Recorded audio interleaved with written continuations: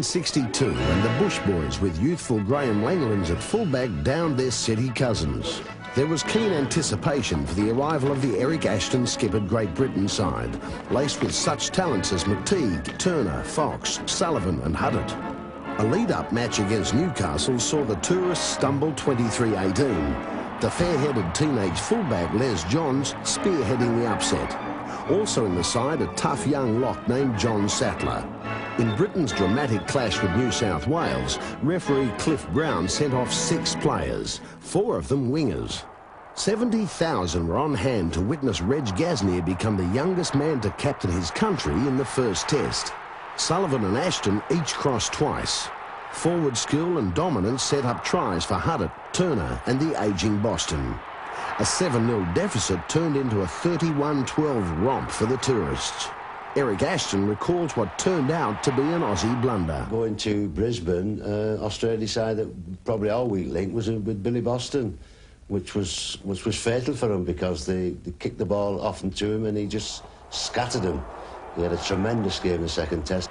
The express train Boston was unstoppable, scoring 2 tries. The reconstituted Australian side, captained by Keith Barnes, struggled again, and the Ashes were gone in 2 straight hits. Arthur Summons and Reg Gasnier combined to send Ken Irvine over for a try, but Britain's winning scoreline of 17-10 flattered the Australians. The wizardry of Alex Murphy rubbing salt into the wound. Eric Ashton's Lions had in 2 swift hits recorded one of the most convincing of Ashes victories. The Ashes were lost, but Australian spirit was there in abundance when Prime Minister Robert Menzies met teams before the 3rd test. Under the dynamic captaincy of Arthur Summons, the Aussies steeled themselves to bounce back.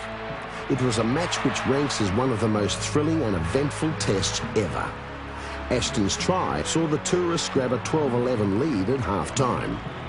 Following a break, an incident that left Peter Diamond seeing stars. And I got every tooth in my head shifted. I thought, hell, and I copped a hell of a stiff arm. And I always blamed Billy Boston for it. Caught me on the blind side. But as it happened, it was Mike Sullivan who came from the other wing, came across and he caught me on the blind side, all right. Sullivan got his marching orders from referee Lawler, and incident piled upon incident as the struggle unfolded.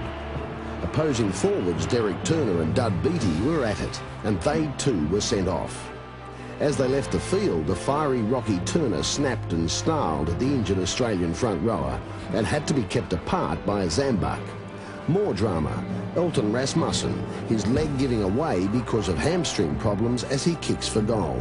Finally, it was down to Ken Irvine, who raced over for a try from what appeared to be a forward pass to put Australia behind by a point. Irvine was ordered by skipper Summons to attempt the conversion. With just a little guidance from referee Lawler positioned behind Irvine and out of shot, the winger moved in for the difficult kick.